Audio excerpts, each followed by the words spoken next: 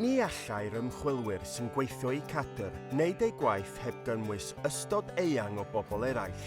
Mae hyn yn cynnwys pobl hŷn, gofalwyr di-dâl, gweithwyr proffesiynol ac academyddion.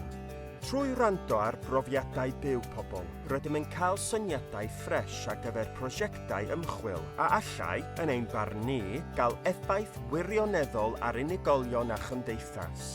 A trwy ymgysylltu gydag unigolion a sefydliadau perthnasol ar bob cam o'n ymchwil, gallwn sicrhau ei fod yn aros yn berthnasol ac yn hygyrch i bawb.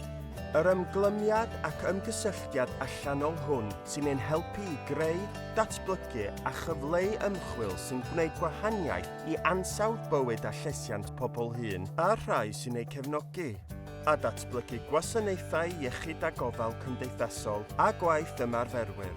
Felly, pe gallech chi neu'ch sefydliad ddod yn rhan o'n stori i wella bywydau pobl hŷn a'i gofalwyr di-dâl yng Nghymru, dewch i ddarganfod mwy. Cymryd rhan ac ymwelwch â ni yn www.cadr.cymru.